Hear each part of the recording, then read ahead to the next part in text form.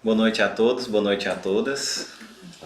Nós vamos começar o nosso quinto encontro do estudo da Bhagavad Gita, mas quem estiver pegando pela primeira vez, né, saiba que é de proveito, né? Se você quiser assistir os vídeos anteriores ou os áudios, você pode, vai complementar bastante, mas a nossa didática é cada encontro nós vamos estudar um tema. Né? O livro que nós estamos usando como referência é o Guia Completo da Bhagavad Gita, com tradução literal. E nós vamos comentando. Então vocês fiquem à vontade para fazer as suas perguntas, suas colocações. Né? E a gente começa sempre o nosso estudo alinhando o nosso eixo. Né?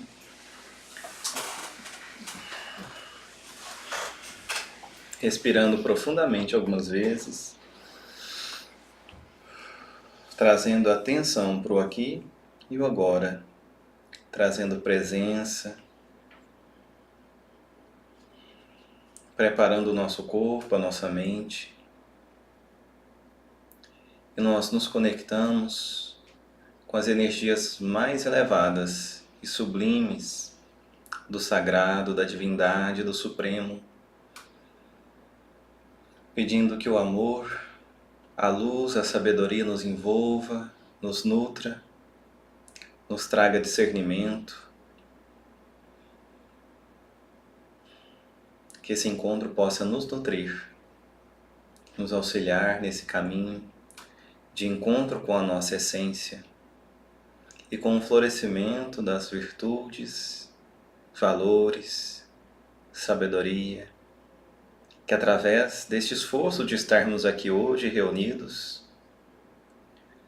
possam todos os seres ser felizes, estarem livres do sofrimento, das causas do sofrimento e realizar seus mais elevados propósitos.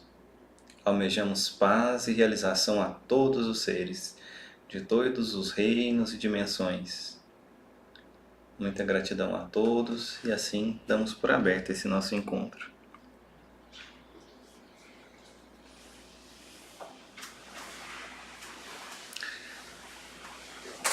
O que é Deus?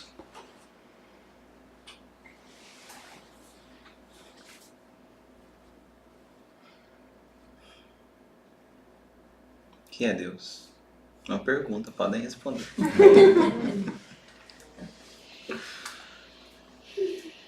Deus dá uma ideia muito de o todo, o universo completo. Energia suprema, né? Eu acho que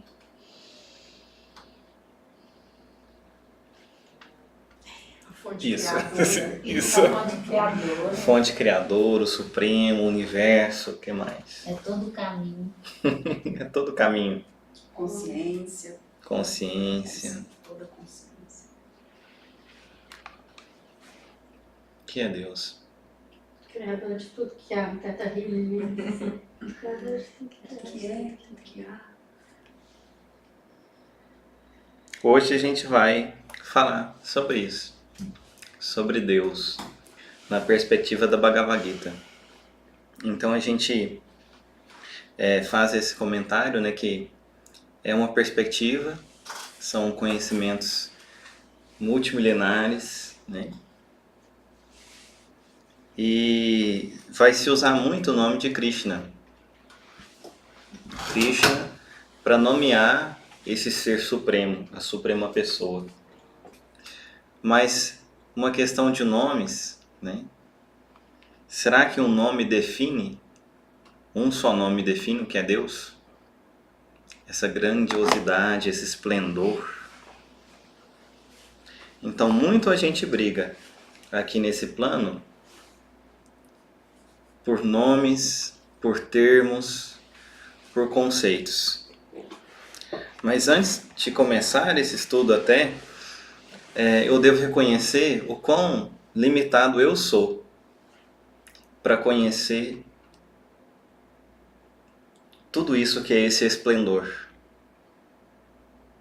Eu não tenho outra analogia mais próxima do que se eu fosse uma mera gota uma mera gota, ousando conhecer e conceber todo o oceano. Todo o oceano. E talvez essa seja uma analogia muito imperfeita. Porque se você pensa no que nós somos, materialmente falando, em comparação com o tamanho do universo, é uma coisa, é como se fosse muito menos do que um grão de areia em todas as praias desse planeta. Só a nossa galáxia tem milhões e bilhões de sóis. Quantos bilhões, sei lá, muitos números de galáxias existem nesse universo? Então, olha a imensidão disso e a nossa ousadia da gente querer encaixar Deus numa visão, num conceito, num vocabulário. Então eu vou falar, o que Deus é, já não é mais. Porque eu já limitei ele a alguns pequenos aspectos da grandiosidade que ele é. Deus é bom. Já não é Deus mais. Por quê? Eu limitei a um atributo muito, muito, muito pequeno. Então eu acho que é uma perda de energia, de tempo e de vida a gente brigar por conta disso, né? Então aqui a gente pode falar Krishna, a gente pode falar qualquer outro nome, mas dentro de nós há um só sentimento, uma intuição que tem algo muito maior que nós, uma fonte, uma energia, uma coisa que a gente não consegue nem imaginar. O que é o infinito? Difícil, né? É fácil eu escrever, mas eu conceber isso, o que significa realmente, né? Então, quando eu falo Krishna, se conecte com o que você quiser, né? E todos estaremos, talvez, né, tocando meras partes de um todo que é muito, muito maior. Então, eu posso me referir a ele como supremo ou como divindade. Porque se eu digo Deus, fica parecendo talvez para alguns que é um ser masculino, né? E será que Deus é masculino? Deus é pai, é um avô, ele tem uma aparência antropomórfica, né? Eu achava muito interessante, né? Eu tenho uma formação católica, né? Uma formação cristã, e certa vez na catequese eu me lembro, né?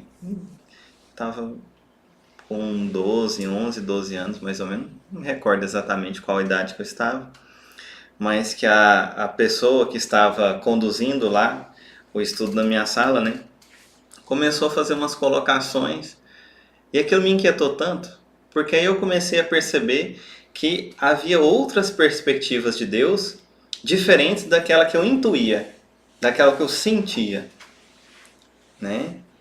Eu cheguei para ela no intervalo, terminou, eu falei assim, eu tenho que perguntar. Aí eu falei para ela, moça, deixa eu fazer uma pergunta. Se eu não me engano, eu estava com 12 anos. Eu falei, você realmente acredita que Deus esteja sentado acima das nuvens? Ele tenha barbas brancas? Ele fica lá em cima olhando todo mundo? Né? E olhando e... o Vinícius não está fazendo direito. Essas coisas. Eu falei assim, você realmente acredita nisso? Ela falou assim, claro, é assim. Aí eu não sei se ela tentou trazer uma imagem que ela imaginou que se adaptava para aquela idade, né? Mas eu já intuía. Por quê? Eu acredito que essa intuição da conexão divina, todos nós já temos. Eu acredito. Mais elaborado ou mais rudimentar, seja como você entenda, como você interprete isso, né? Mas é uma coisa tão interessante que mesmo povos que nunca se tocaram no passado, geraram essa intuição de um ser maior. Aí vai falar que é a natureza, a grande mãe, ou é Tupã, é o grande espírito, é isso, é aquilo outro. Que intuição tão forte é essa aqui, né? Que cruza os continentes, os oceanos, que cruza vidas, né? Então é como se fosse, quanto mais a gente caminha, quanto mais a gente avança, é como se nós, na verdade, apurássemos a nossa audição, para que a gente ouvisse um chamado que sempre existiu, uma voz que nos chama de volta para casa. E a gente vai apurando essa audição e começa cada vez mais a ouvir, até que essa voz fica tão alta e tão clara que a gente não consegue mais obstruir essa audição com a nossa ilusão material, né? Aí isso vai nos levar à transcendência. E aí imagine só, quanta confusão no planeta por causa de conceitos. Conceitos tão transitórios, tão imperfeitos, tão incompletos, né? Por causa da própria limitação do ser humano. É como se todos nós fôssemos cegos. E aí, já ouviram aquela história do elefante? Aí o Vinícius, né, que era o rei lá daquela ilha dos cegos, o Vinícius ordena, né, ide, vós, né, Sandra, André e Samira. Desculpa, gente, papel de rei. Papel de rei. Ide vós, porque nós precisamos descobrir qual é a verdade. O que é aquele ser que nós escutamos os seus passos, sentimos seu movimento, né? E de vós e me tragam a resposta, né? Todos são cegos. Aí chegou a Sandra lá, era um elefante, tá, gente? Eu vou dar spoiler aqui, tá? Era um elefante. Deixa eu dar spoiler agora. E aí chega a Sandra lá, ela vai para um lado, vai tateando, tal. De repente, ela encontra. O que ela encontra? Aquele negócio de marfim, como é que chama? Que trem de marfim, assim, né? Aquele negócio assim, aqueles elefantes, assim, já viu, né? Então ela vai, pega e sente aquela textura, e ele quietinho, deixa eu ver o que esse povo vai fazer. Ele ficou quietinho. Aí a Sandra vai tatear, sente aquela dureza, a forma, fala, já sei o que é isso, já entendi tudo aqui, né? Faz a ideia dela, né? Aí vai a André, ela chega no rabinho do elefante, né? Aí ela pega o pontinho, vê aquele tufinho, assim, não tô entendendo isso aqui, né? Aí chegou a Samira, lá na pata, abraçou, põe a mão do lado, não acha nada. Fala assim, é isso aqui mesmo. Ah, entendi, beleza. Aí cada um chega pro rei e vai contar o que conseguiu apreender dessa realidade. Cada um vai falar, né, as suas coisas mais diferentes, as suas percepções. Pontudo? Não, duro? Não, era macio, tinha um negócio pomponzinho assim, tal, né? Ou seja, esse Supremo é tão esplendoroso, uma coisa tão magnânima, como que nós estamos querendo colocar ele dentro de uma caixa, dentro de uma só caixa, né? Então eu acho que é mais ou menos essa história que eu inventei baseado em outras histórias, né? Uma história que é muito conhecida do elefante, né? Mas, então, talvez Deus não seja pai, talvez não seja mãe, talvez Deus seja o que ele precisar ser, né? Deus, pai, mãe, divindade. Essa fala da divindade é bem interessante, porque você pode entender sem gêneros, né? Eu gosto muito de ver como cada povo se conecta com o sagrado, né? O professor Hermógenes falava assim, não esqueça, eu sou péssimo em memorizar as coisas. Quem ama a Deus não define, quem o sabe também não. Então acho que definir é uma coisa que a gente nem precisa tentar. Interessante também quando a gente se sente sem chão, a gente busca, né? Sem saber o que é, da sua forma, né? Na voz do silêncio. A volta para casa. Às vezes a volta para casa, a gente tem nuances dela no dia a dia. E aí a gente sente um pouquinho, né? Aí depois já melhora, passa, aí a gente esquece, né? Aí liga no Netflix. E... Já rola. A criança tem essa curiosidade, né? Como que tudo começou? Esse negócio de Big Bang é assim, porque Deus era só lá. Só que ele tinha tanto amor, tanto amor, tanto amor. Aí ele explodiu. Aí tudo nasceu. Aí tudo existe. Porque ele explodiu de amor. Boa ideia. Mas a questão dos conceitos, a gente pode ficar debatendo, discutindo e brigando. Agora, uma vez que você ouça o que é o sabor da água, você ouve, cada um vai fazer a sua ideia, vai imaginar de um jeito, até que você sinta o sabor da água. Quando você sente o sabor da água, ninguém rouba isso de você. Por mais que você não consiga definir o que aquilo é, ninguém rouba a sua experiência direta. Então, nós temos pessoas, seres, ao longo de toda a história da humanidade, que tiveram uma experiência de sentir Deus, de estar com Deus, de transcender essa condição limitada, transcender esse véu da ilusão, da separatividade, né? E ter suas experiências transcendentais, né? E aí o que você faz? E quando você volta, como que você vai contar isso? Mas você sentiu, você viu, né? Então, vamos caminhando, né? Removendo esses véus, essas camadas, porque quem sabe a gente possa... a viver Deus, né? Eu acho que quando eles falam, então já que eu não posso ir embora, eu vou viver Deus, vou. Porque só você vivendo, todos os mestres, eles viveram, né? Aquilo que eles acreditavam. E o que eu acho mais difícil e interessante é a Sandra falou a respeito do trabalho. A gente faz assim, tá reunido, a gente tenta buscar isso. É quando a gente tem que entrar em outro, nas rotinas doídas, ou a gente fica mais sensível e acho tão difícil essa rotina que a gente tem que lidar, que a gente ainda não consegue. Essa busca que a gente tá, que a gente quer Deus perto, quer sentir mesmo esse gosto da água. Aí quando a gente assim, tem esse contato que a gente tem que sair disso e voltar para a rotina, ai, como dói.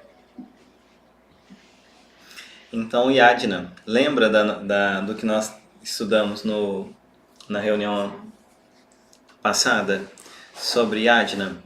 Que Yadna é aquele ato do oferecimento que pode ser uma técnica simples de liberação de karma. Mas não é só isso. Lembra que quando você vai comer um bolo delicioso, né? E aí você oferece ele à divindade, né? Oferece ele à divindade ali, tá, antes de você comer, antes, né? E qualquer outra coisa, oferece o seu trabalho, oferece os frutos de todas as suas ações ao divino, é porque ele precisa disso, né? Não. Mas, através desse exercício, nós estamos nos relembrando do Supremo, relembrando desse ser de esplendor, nos conectando com ele e treinando essa conexão, essa lembrança, né? Trazendo esses momentos para mais vezes durante o nosso dia. Por isso que a comida é uma estratégia muito legal, porque a gente come muito. Então, se você conecta primeiro o ato de fazer o Yajna, o oferecimento, com o alimento, toda vez que você for tomar qualquer líquido ou comer, antes se lembre do Supremo e, né, com devoção, faça o oferecimento daquele alimento. Isso é uma técnica para você ir se conectando com o seu próprio ser também, de quem você realmente é, né? E aí vamos ler aqui. Características de Deus. A Bhagavad Gita salienta várias características de Deus.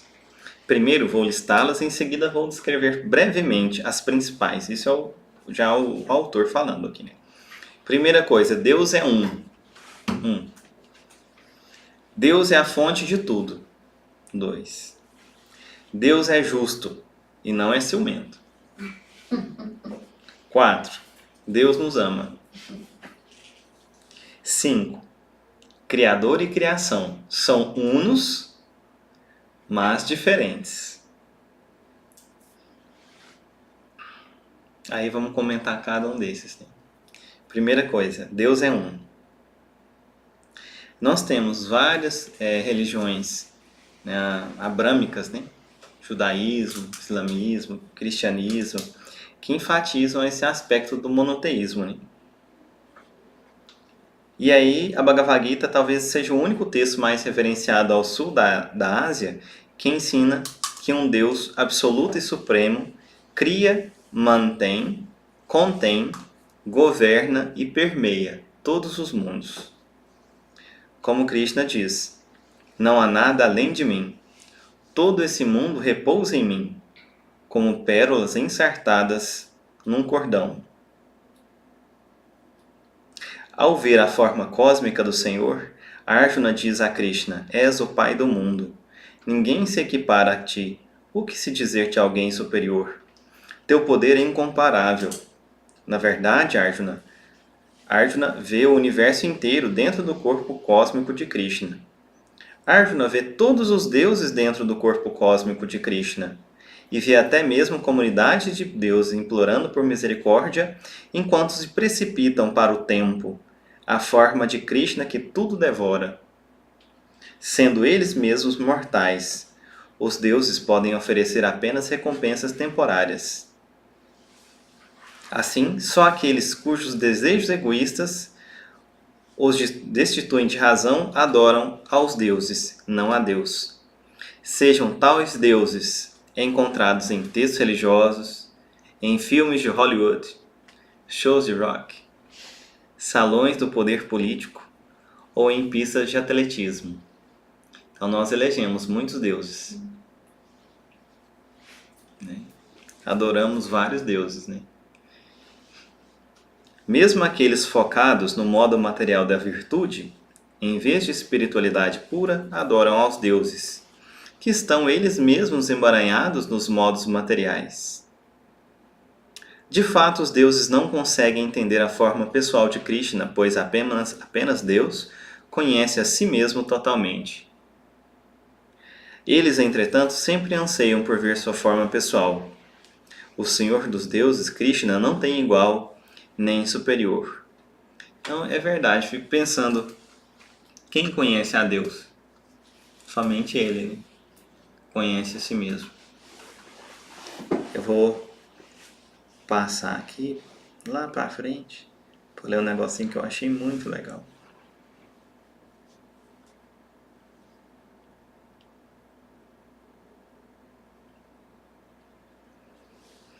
Nos versos 7, 8 até 11, Krishna identifica-se com os seguintes tipos de objetos.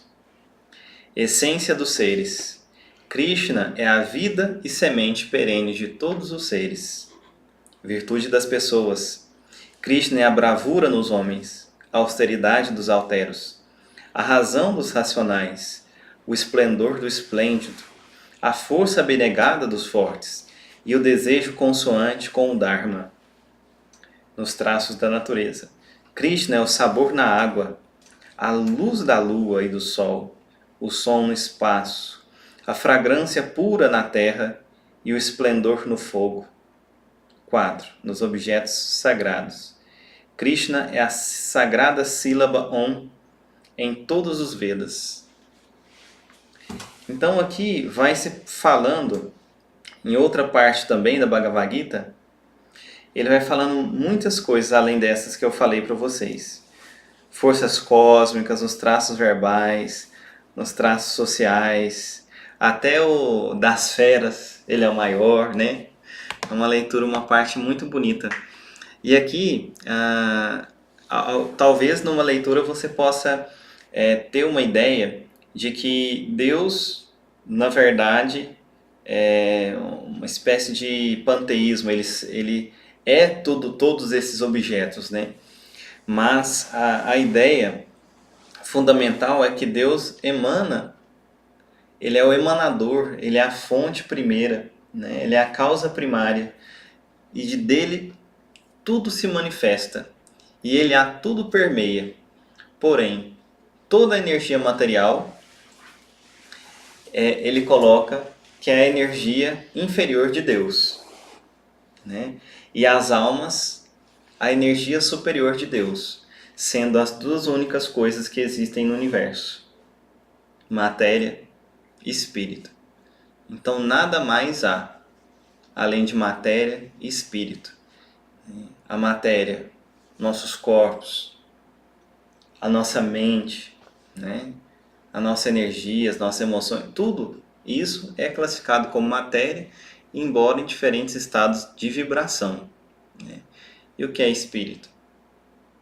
O espírito é aquilo que não é transitório, aquilo que não é impermanente.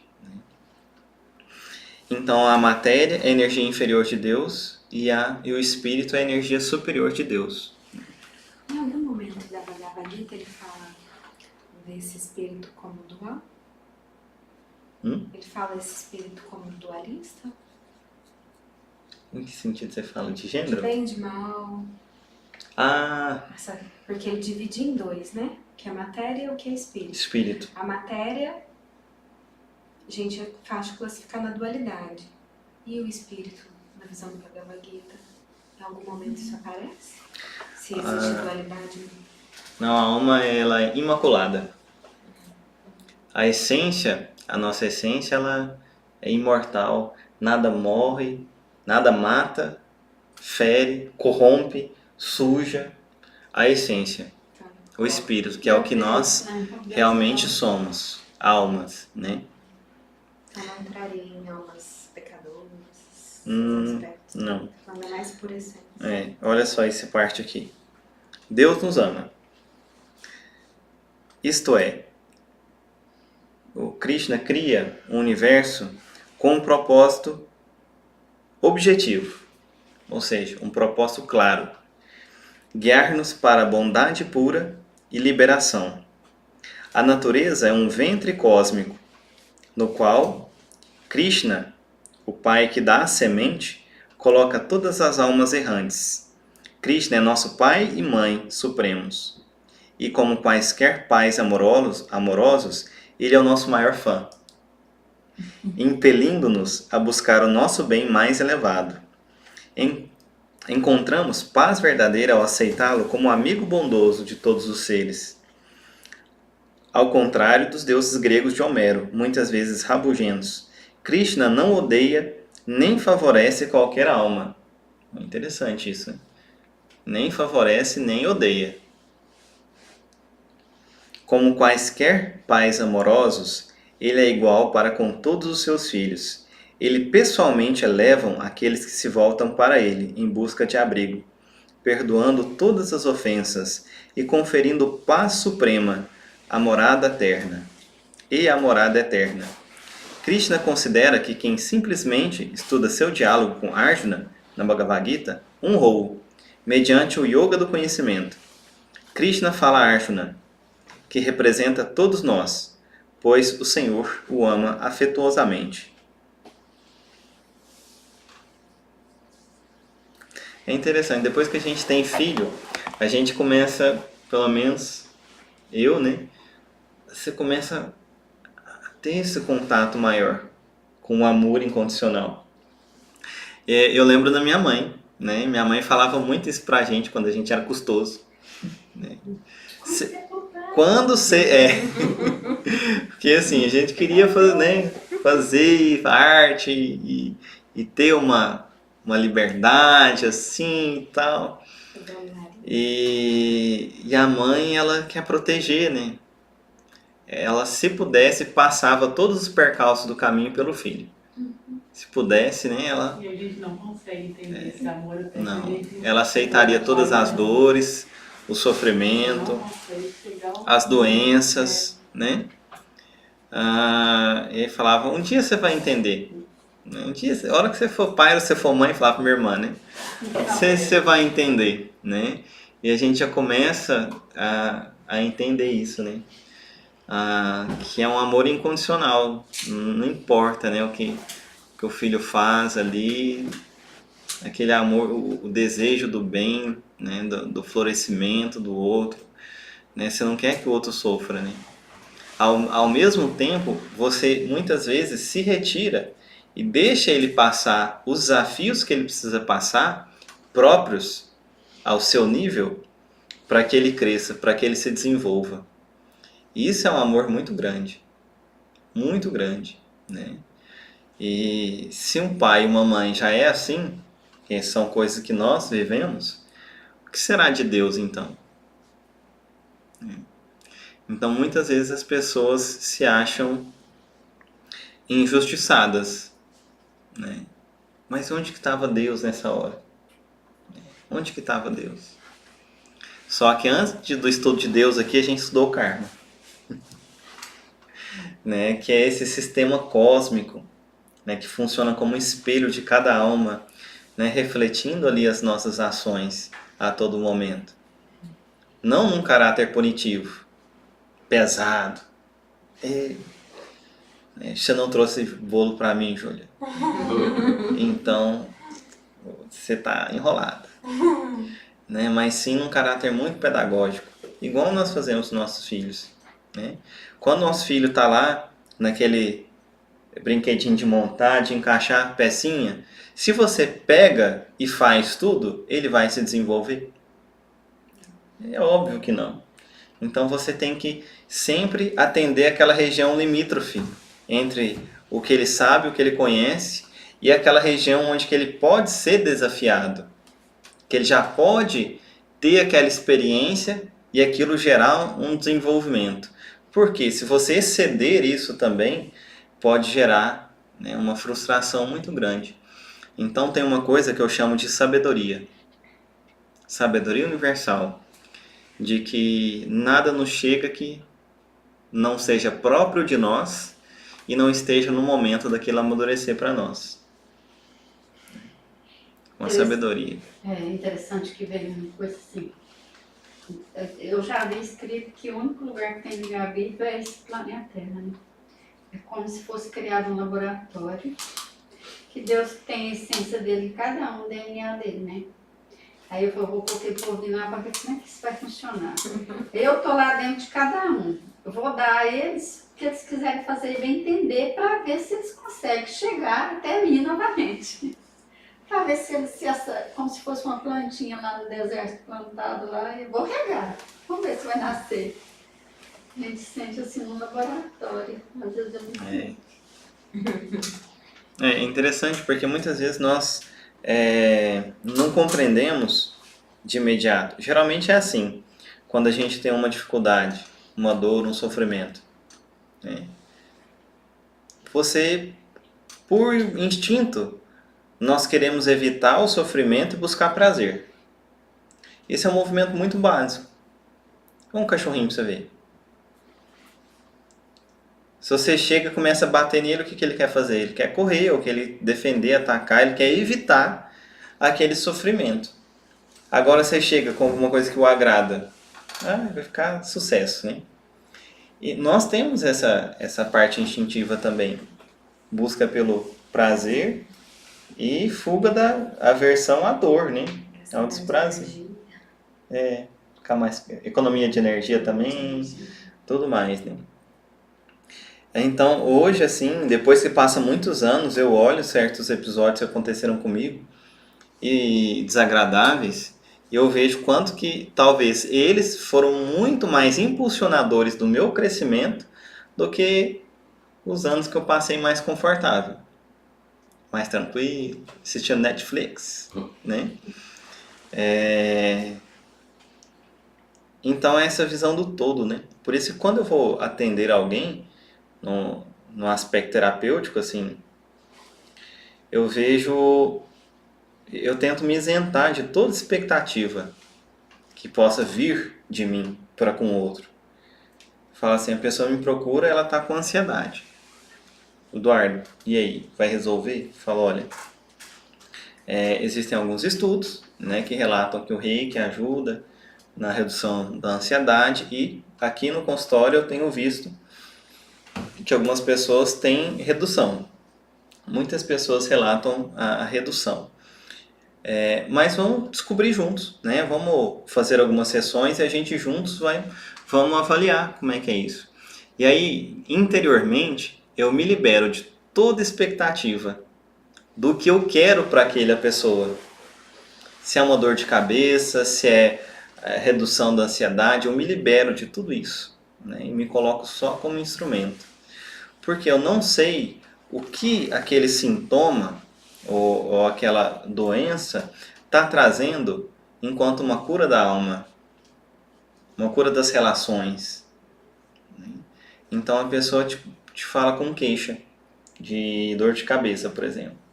Aí você aplica um reiki reduz. No outro dia também. Está com dor de cabeça e no outro dia também. Então, o caminho é só aliviar os sintomas? Ou existem causas geradoras desse sofrimento? Talvez é um mau hábito que ela não toma água direito. Simplesmente assim.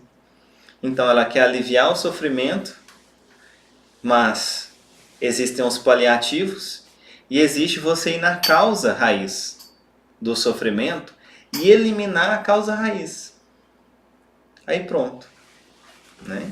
Então, como terapeuta, eu me libero dessa expectativa e busco ser um instrumento para que o outro viva aquilo que ele precisa viver, né? Compreenda, viva, assimile as lições de cada momento. Quem sou eu para saber o que é melhor para o outro? Eu não sei o que é melhor para o outro. Quantas doenças não curam famílias?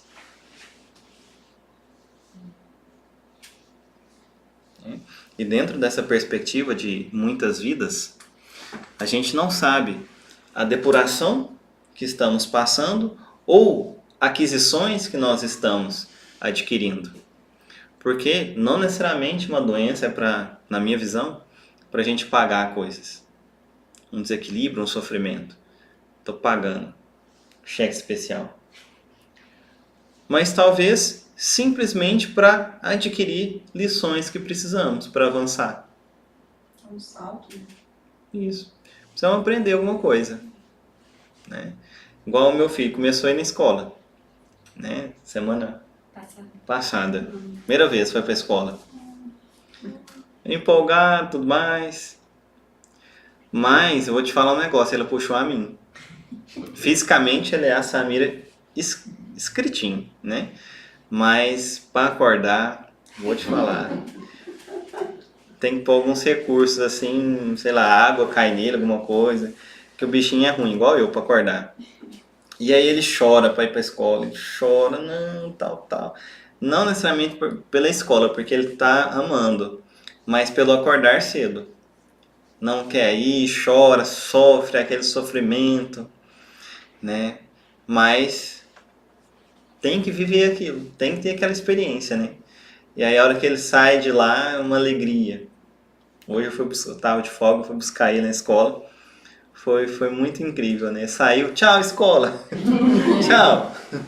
Saiu todo feliz, animado, né? Então nós temos lições para a gente aprender, né? Nós temos véus de ilusão e de condicionamento, de maus hábitos de corpo falimente que nós íamos cultivando, que nos impedem de nos relacionar, né, com a essência, com aquilo que verdadeiramente somos e a partir daquilo que verdadeiramente somos. Se não nos conhecemos, como nós queremos conhecer o Criador?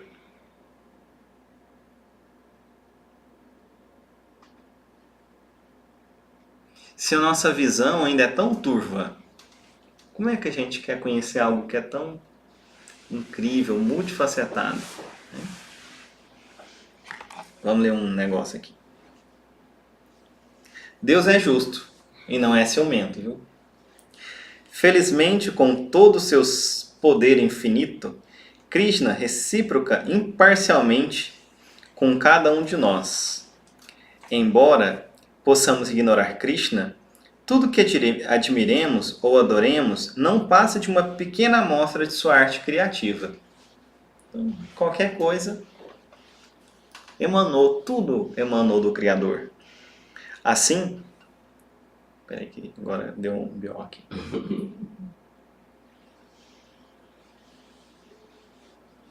Deus não é ciúme. Aqui. Assim, o devoto da natureza, da arte, da filosofia, do amor ou da ciência, efetivamente honra o único aspecto da criação de Deus. Nesse sentido, como Krishna explica, todos buscam Deus à sua própria maneira. Igual para com todos, ele não favorece nem odeia ninguém, embora com reciprocidade adequada habite naqueles que habitam nele. Deus respeita o nosso livre-arbítrio. No final da Gita, ele diz a Arjuna: reflete plenamente sobre esse ensinamento e faz o que desejares. Olha que engraçado. Ele ensinou, passou toda a instrução e com todo amor falou assim, ó, reflete bem. Faz o que você quiser agora. Quem que é Arjuna? Arjuna. Nossa, O Arjuna. Porque a Arjuna. Arjuna. Isso. Aqui na Bhagavad Gita, né, a Bhagavad Gita, ela se passa num contexto, né, que é uma narração de um confronto, né, que é um exército contra o outro. O exército dos Pandavas contra os Kauravas. Né? Então é como se fosse um recorte do Mahabharata, que é uma história muito mais extensa, né, que conta todo o drama. Tá? Então tá ali, de um lado nós temos o exército dos Pandavas, que representa virtude, o Dharma, justiça, tudo que é elevado, né? E do outro lado você tem os Kauravas, que representa a ignorância, a obscuridade, o Adharma, né? Então tá lá, aqueles dois exércitos. E aí, cada exército tinha um general, né? E aí tinha o Arjuna, que ele era um poderoso arqueiro, né? Com seu arco Gandiva lá. E o Krishna era o cocheiro do Arjuna, nessa parte da briga. Aí chegam os dois lá, né? Os dois exércitos. Aí o Arjuna fala assim: Krishna, meu brother, faz o seguinte, dá uma passadinha na frente desses exércitos aqui, só pra eu ver esse povo. E aí ele vai olhando, né? E o Krishna dirigindo a quadriga dele, né? E aí, a hora que o Krishna começa a olhar naquele povo, o Arjuna, né? Fala assim, gente, eu conheço esse povo tudo. Ali tá meus tios, uns primos, conhecidos, não sei o que, o avô, não sei o que. Né? Aí ele começa a entrar em confusão. Né? Então, Arjuna é esse notável que vai lutar para restabelecer o Dharma, né? A justiça, o dever, tal. Mas que em um certo plano, ele representa nós, né? Na nossa busca pela transcendência. Porque a hora que ele olha e fala assim, gente, eu conheço esse povo aqui tudo. Aí ele começa a cair em confusão e ele entra numa paranoia. Nem sei se é melhor eu lutar, ou se é morrer, se é matar, ou me deixar ser morto. Acho que eu não vou lutar, não. Não quero lutar mais, não. E aí ele vai numa confusão, aquela confusão. E aí, de repente, o Krishna, que estava dirigindo a quadriga dele, que também é muito simbólico isso, né? Para e vai instruir o Arjuna.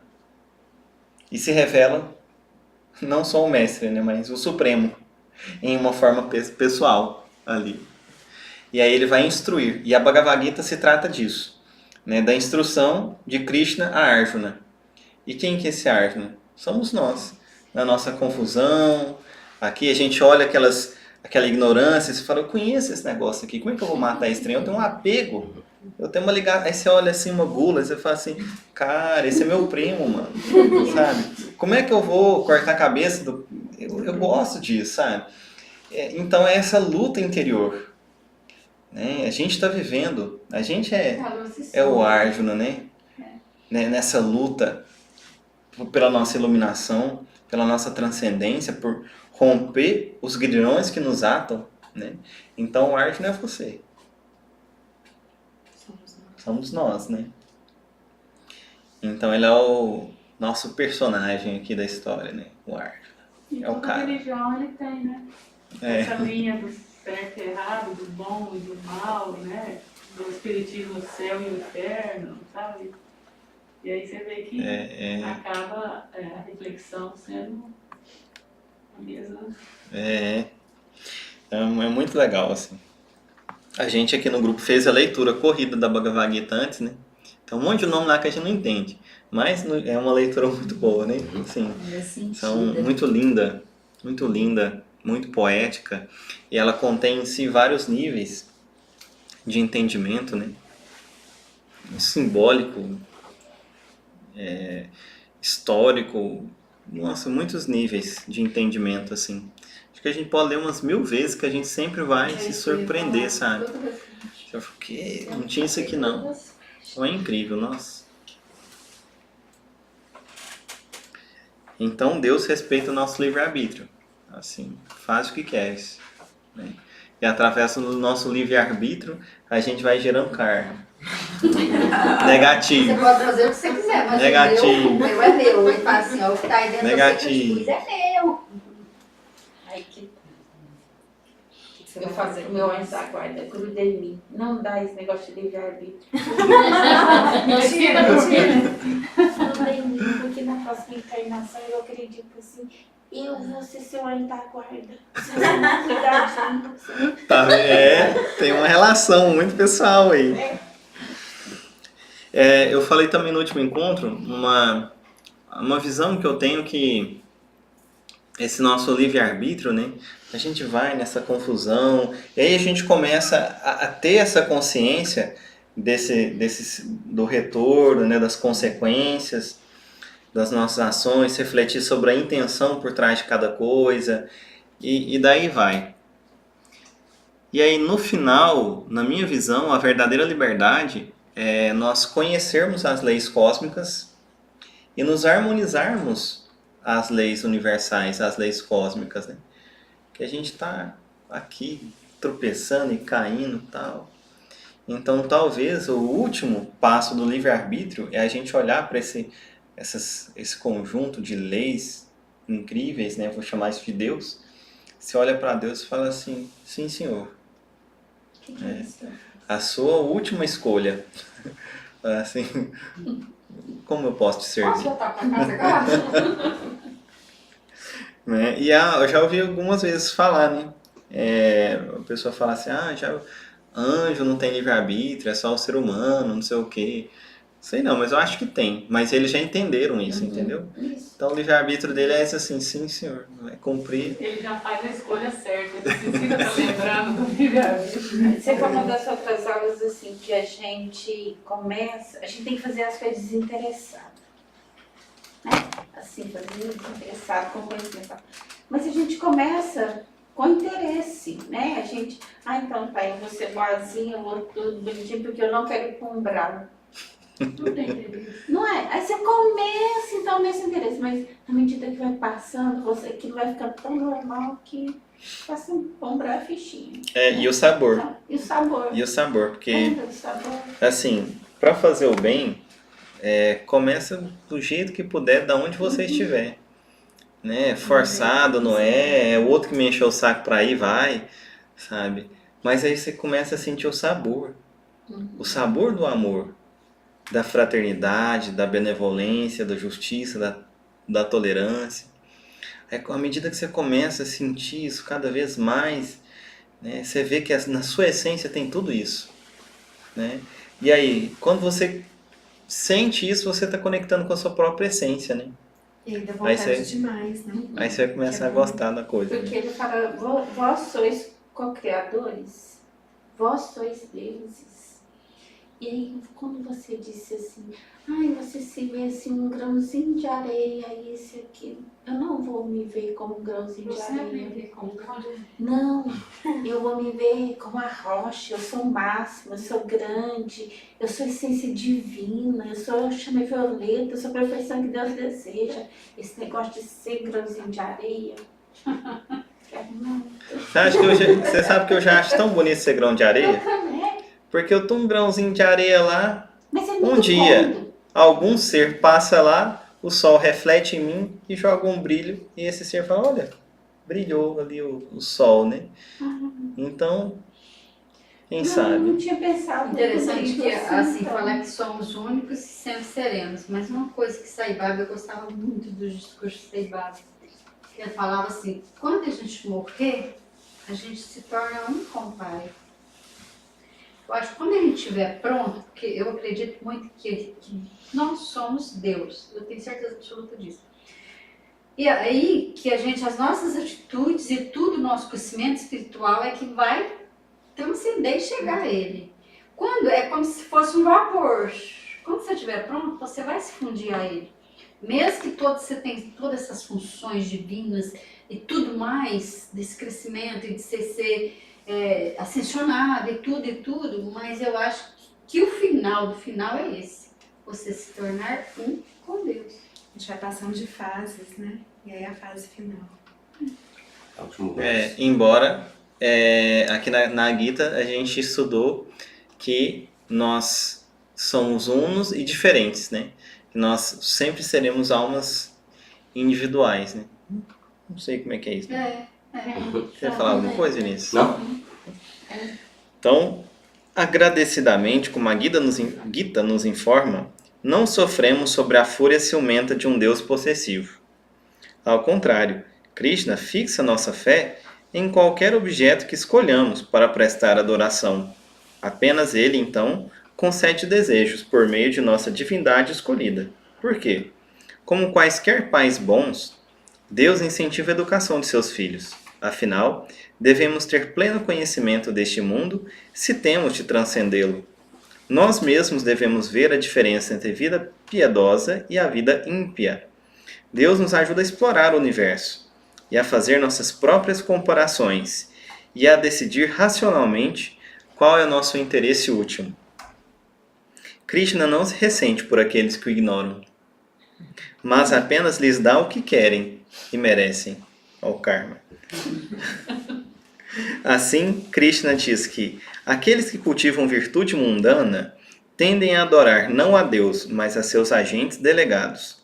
Deuses, anjos, espíritos superiores, seres espirituais, ou como quer que uma determinada cultura os chame.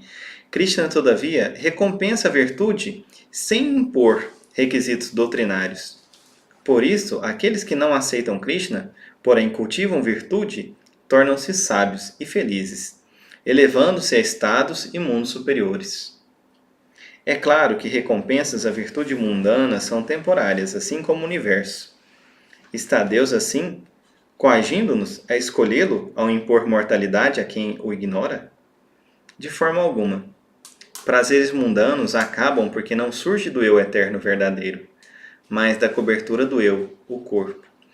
Igual a gente estava conversando essa semana, que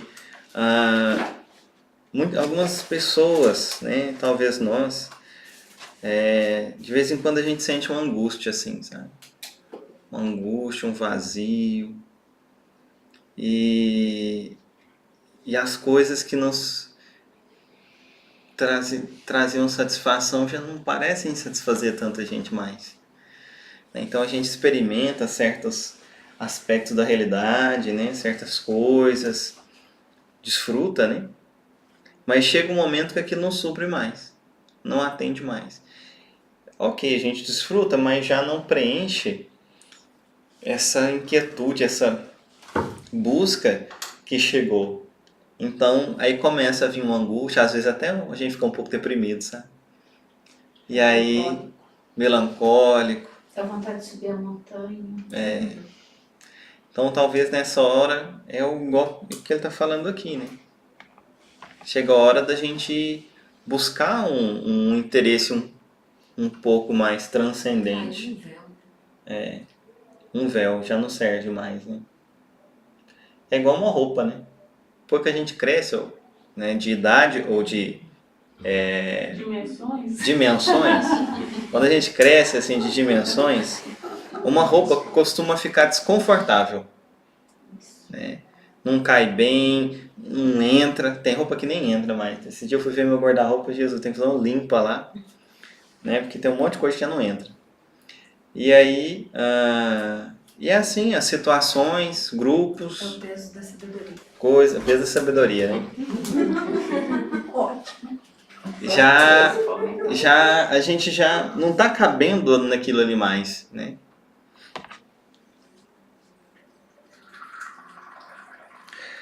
Prazeres mundanos acabam, porque não surgem do eu eterno, verdadeiro, mas da cobertura do eu, o corpo.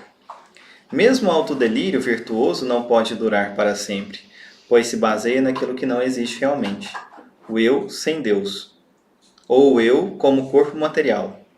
Assim, aqueles comprometidos com os deuses vão aos deuses. Aqueles comprometidos com os ancestrais vão a eles. Aqueles devotados a Krishna vão a ele. Ancestrais, deuses ocupam postos mortais e oferecem recompensas mortais.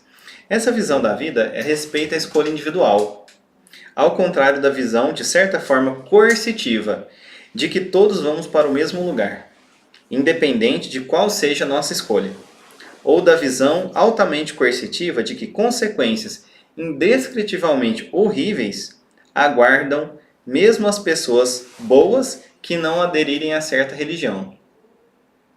Não encontramos nenhum desses extremos na Gita. Independente do que você faz, você vai para um lugar bom ou um lugar horrível. Era exatamente o que eu queria te perguntar, que você leu uma parte que fala que, eu esqueci as palavras agora, mas que fala que ele faz o bem, que mesmo sem ser para Krishna, ele vai subir a Krishna. Então, a minha opinião que eu tive assim, até uma dúvida que eu queria ter com você, então, tipo, um ateu, alguém que não acredita em Deus, não acredita em algo superior, acredita que vai isso aqui daqui pra terra, acabou, pronto. Só que tem uma vida virtuosa. Como ele não acredita em Deus, mas ele acredita no bem, de fazer o bem, de dar amor, que a gente vive nesse mundo e precisamos, exatamente. Ele não quer fazer o bem porque quer ir pro céu, quer Deus, não. Ele quer fazer o bem porque ele quer fazer o bem, porque é bom fazer o bem pro outro. E aí muitas religiões criticam esse homem, esse ateu. Então, tipo, um cara como alguém morreu sem um Deus, nossa, tá num lugar péssimo. Tipo, será? Tudo tão bem que ele fez por fazer, mesmo, será que ele não vai evoluir porque não tinha um Deus? E aí essa parte que você falou eu achei muito interessante. Vou ler de novo ela, só esse trechinho. Aqueles que não aceitam Krishna, ou Deus, ou divindade, supremo, porém, cultivam virtude, tornam-se sábios e felizes, e elevando-se a estados e mundos superiores. Legal, né? Então aqui não tem essa questão extrema assim. Só se você acredita aqui no meu, né, na minha forma, tal. Não tem isso. Aqui tem muito essa questão da liberdade. O que você ama? O que você ama? Você ama a virtude? Independente se você crê em Deus ou não. Então, isso vai impulsionar a sua experiência na sequência das suas vidas, né? Você ama o vício? Independente se você acredita em Deus ou não, o que você ama? Isso retomando aquela fala dos deuses. Lembra? Os objetos materiais, artista de rock, o Hollywood. Já viu, tem um livro, Deuses Americanos? Tem a série também? Não, vi não. É do Neil Gaiman, é um escritor muito bom, que ele gosta dessa ficção. Então, só resumir a história, são os deuses antigos, aí tem Odin, aí tem os outros, que estão muito bravos, porque a galera esqueceu eles. E agora tem os novos deuses, que é o fast food, a TV, e eles estão sendo tão adorados pela população que eles estão muito fortes. E os deuses antigos estão lá, falam, gente, a gente precisa acabar com isso aí, ninguém lembra da gente mais. Hoje em dia é fast food, é TV, e é muito bom a maneira como ele relata, que ele relata aquilo realmente, mostrando que aquilo é um deus na vida de umas pessoas. Interessante. Eu acho que esse negócio do ateu também entra no livre-arbítrio. Ué, você não precisa acreditar em mim. Eu acredito em você, eu te dei, é porque falou com a Arjuna, né? Você faz o que você quiser. Tá aqui, faz o que você quiser. A escolha, valoriza a escolha individual. Ainda mais porque é muito difícil para a nossa mente humana ter uma definição de que é Deus. E aí acaba que a gente tem medo, tipo, nossa, será que é só isso mesmo? Tem que acreditar nisso? Sou obrigado a acreditar nisso mesmo? E muitas religiões pregam que se você fugir um pouco dessa casa, você vai ser punido. Então, tipo, você não pode questionar, você não pode questionar Deus, você não pode questionar, não, mas será que Deus realmente isso é pecado? Eu não posso pensar isso, não. Deus tem que ser homem daquele jeito, desculpa, Deus não é mulher não, tá vendo? Então, tipo, criam um medo pelo divino, na verdade, aí, talvez você teme mais ele do que ama, ou você tem o medo de que aquilo vai dar errado. Então, tipo... exatamente. Você não o ama, mas teme as consequências, né? Exatamente. Talvez você até o ame, assim, mas tem mais medo das tem a consequências. presença também. Exatamente. Porque lógico, tem um amor, você tem um amor por Deus, pela religião, mas você tem um medo que é aquilo, então, tipo assim... Porque de vez em quando você quer discutir, você quer discutir com o mundo, você quer discutir com... Por quê? Aí você fica com medo, tipo, não posso. Vamos colocar no meu lugar aqui e tal. Ou então, tipo, nossa, será que é assim mesmo? Será que tá certo? Será que é homem? Será que é mulher? Ou será que não tem sexo? Porque é uma definição muito humana de binário, né? Homem e mulher. Gênero, né? Grande, pequeno. Será realmente? E já dá aquele medo, tipo, vou parar de surtar então. Tô pecando. Mas religião é uma coisa criada por homens. É uma caixinha. Exatamente. Para homens. Quem que falou que tem que religião? Onde? Em qual lugar que está escrito que Deus falou que o ser humano tem que ter uma religião? Isso faz parte do controle. O homem quer controlar o outro, porque ele acha que ele tem mais poder, que ele tem mais Deus nele, que ele está mais... Então, isso chama controle. Religião, para mim, não é religação, é controle. E Deus, onde já falou que Deus falou que tem alguém que tem que ter religião? Ter Deus, assim, tem muita gente que precisa. Como, eu vou aqui, porque aqui me dá uma segurança. Mas isso é do ser humano. Ele precisa de uma chamada religião, porque aquilo ali ajuda ele na pequenez dele, vamos supor assim. Quem não precisa de religião, precisa, ponto. Precisa de Deus. Deus é a minha religião. Talvez mais do que a religião, a gente precisa do coletivo. Do né? coletivo. Isso aqui que a gente está fazendo, estudar esse livro em casa é muito difícil sozinho. Não é? Olha só que legal. Obteremos resultados que correspondem de forma justa à qualidade moral de nossas intenções e ações. Então, independente. Quase cara. Independente do que você crê, a religião que você segue, aqui está valorizando muito assim sua ação e intenção e a qualidade moral delas, né? E qualquer forma de religião que promova a bondade é aceita como um passo no caminho. Pessoas despertas não se deleitam com prazeres temporários nascidos do contato entre corpos físicos e o mundo físico. Em vez disso, por abraçar o eu eterno, o indivíduo encontra a felicidade bem maior, concluindo que não há ganho maior. Agora a gente vai falar da Vibhuti, existência expansiva de Deus. O que será isso?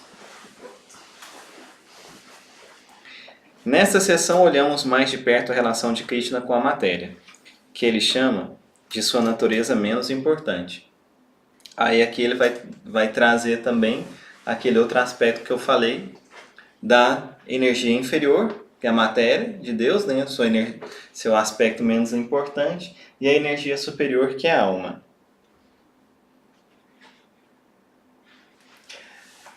Arjuna diz para Krishna: englobas tudo, por isso és tudo. Vamos ver outras partes aqui. Eu vou acelerar porque tem muita coisa. Aí, aqui ele segue falando que vai trazer muitos versos de identidade, né? E Krishna vai falando, eu sou isso, eu sou aquilo. Eu já li alguns para nós, né?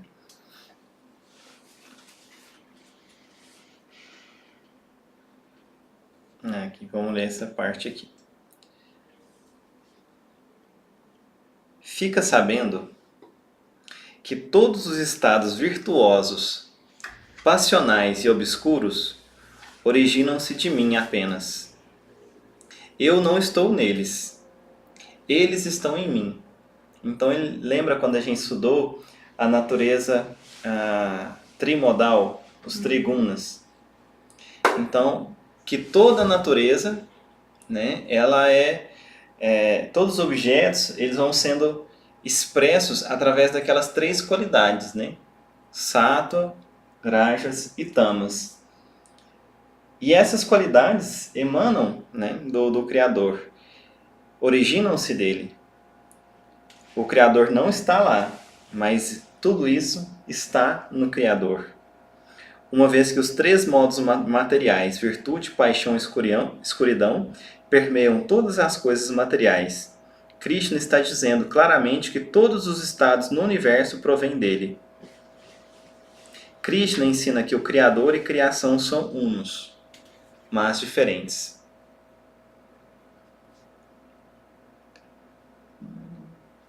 Isso aqui é legal também. Para nos ajudar a compreender isso, estudiosos tradicionais costumam citar a analogia do Sol e dos raios solares. Em certo sentido, o Sol está presente nos raios solares.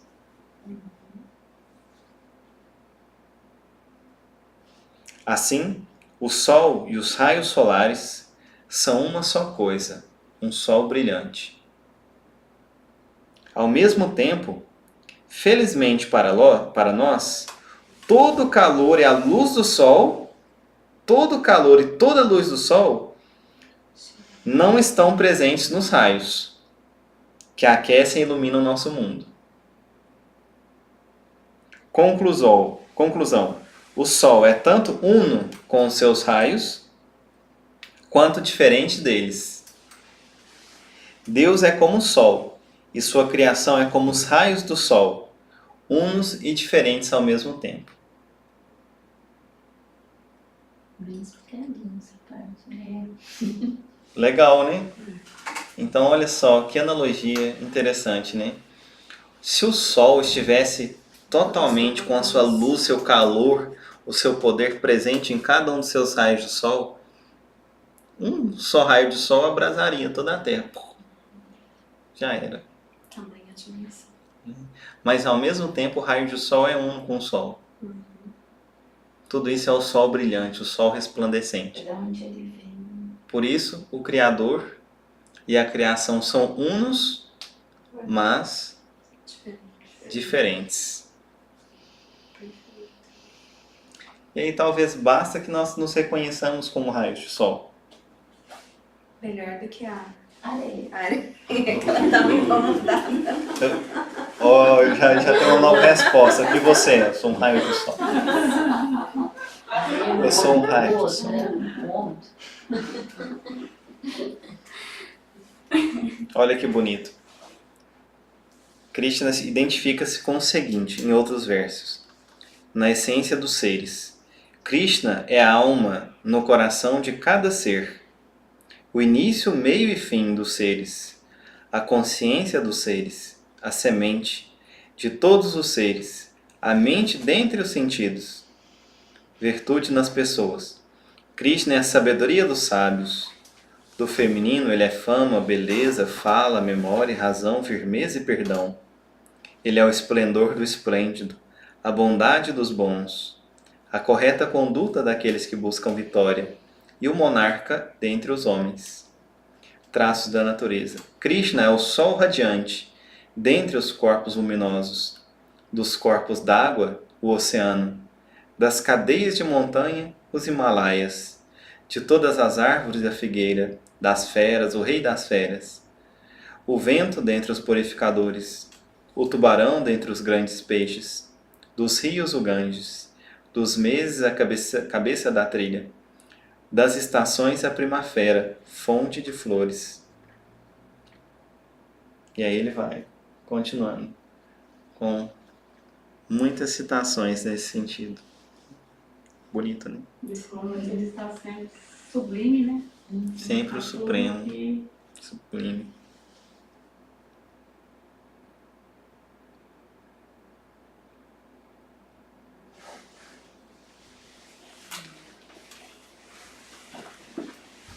Que é bom que a gente não se sente posse, né? Assim, eu sou de Deus, Ele é Deus, faço essa pergunta, mas a gente não sente assim. Interessante que ele tem uma parte que Krishna fala, né? Eu não estou neles. Eles estão em mim. Então, até esse exemplo do sol, eu não tinha entendido bem isso, né? Então, os raios solares e o sol, né?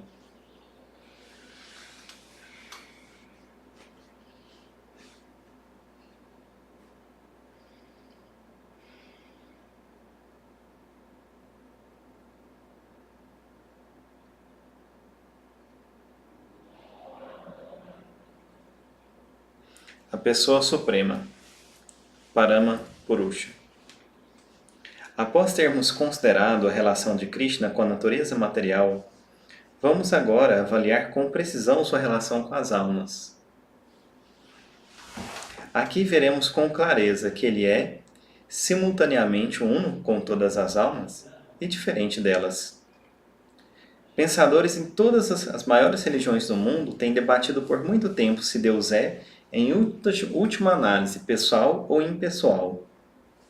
Nosso próprio destino encontra-se numa posição incerta. Se Deus, nosso Criador, ou emanador, é original e essencialmente impessoal, então é muito provável que sejamos, em última análise, impessoais. Se, por outro lado, fluímos de um Deus pessoal e amoroso, então nossa natureza é pessoal e amorosa. No seu melhor estado, é, na verdade, o que somos. Aqueles que valorizam a vida pessoal livre e individual em relações amorosas com outras pessoas livres, ficarão felizes em saber que a Bhagavad Gita firmemente ensina que tanto a alma como Deus são pessoas individuais eternas. Krishna afirma no início que tanto Deus como as almas sempre existiram e sempre existirão como seres individuais. E ele chama regularmente a alma individual de pessoa, Purusha. Muitos versos falam de Krishna como um Purusha, pessoa. Nesse sentido, as almas e Deus são unos, contudo, são também diferentes. E aqui ele vai seguir esse item, ele é muito grande ainda, né? Vai ficar para a leitura de casa. Ele é muito grande essa parte, tem muitas páginas ainda. E a próxima parte vai falar sobre yoga. O que é a verdadeira yoga, né? Então, eu gostaria de convidar a todos a que encerremos o nosso estudo hoje, fazendo um momento de introspecção de tudo isso que foi lido sobre a divindade, sobre o Supremo.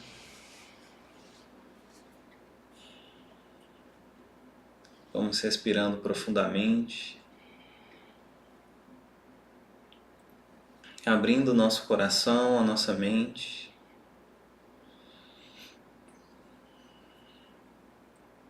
todos os nossos sentidos, a uma energia maior, de pura bondade, amorosidade, de esplendor, de glória, permitindo que a divindade suprema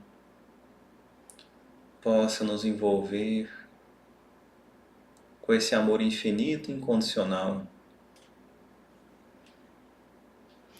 Um amor que acolhe e conforta-nos em todas as nossas confusões e dores. Ela nos consola e nos inspira sempre ao progresso, à renovação íntima, nos inspira sempre ao bem, à virtude, ao cumprimento do Dharma. Vamos nos abrindo esse contato com essa centelha, esse raio de sol que mora dentro de nós, que mora no centro de nosso peito, esse raio luminoso que provém dessa fonte suprema do Criador. temos esse raio de sol, esse raio de amor, esse raio de esplendor e glória dentro de nós, e em verdade é o que somos. Essa essência pura e amorosa que sempre existiu, emanada do coração do Criador, que espera a nossa felicidade, a nossa realização, a nossa liberação dos nossos grilhões que nos separam de nós mesmos.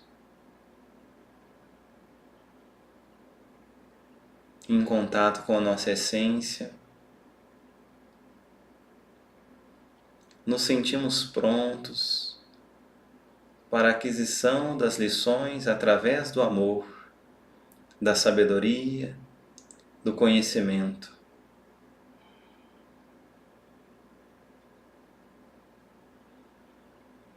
Trazemos presença em cada momento, em cada ato, em cada decisão, ação e intenção. Trazemos essa luz deste raio luminoso e dedicamos os méritos, os frutos de nossas ações, de nosso trabalho, de nosso encontro a este Supremo que vela, nos inspira, nos ampara como um pai e mãe amorosos, nos permitindo as vivências necessárias ao progresso, sem nunca nos abandonar ou irradiar a sua luz em nossa direção.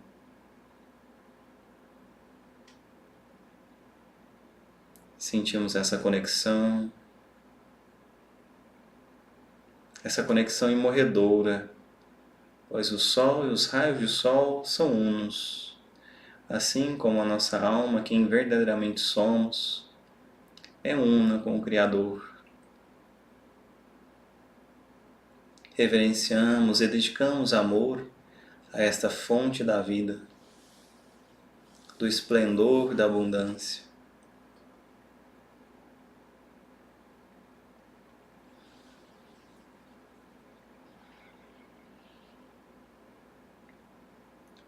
Ficaremos alguns poucos minutos agora, repousando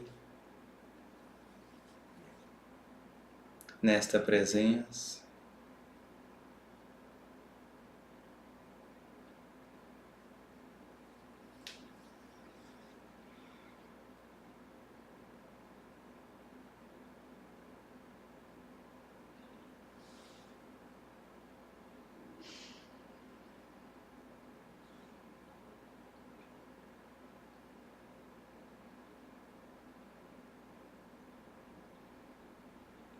Desfrutando dessa conexão,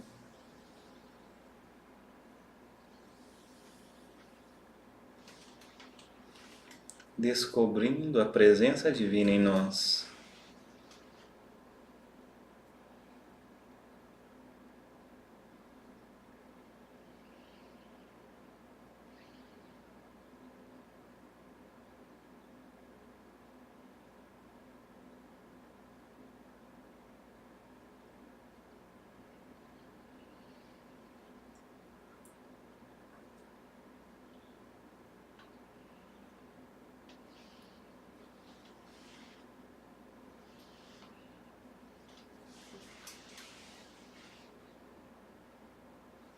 Oferecemos no altar do Santíssimo o nosso dia, a nossa vida, tudo que temos criado juntos, todos os méritos, frutos, dedicamos a este que é fonte de todo esplendor. Respiramos profundamente. Vamos agradecendo a oportunidade de nos reunirmos aqui hoje, nos conectarmos um pouco mais com o Criador. Muita gratidão a todos. E encerramos assim nosso encontro de hoje.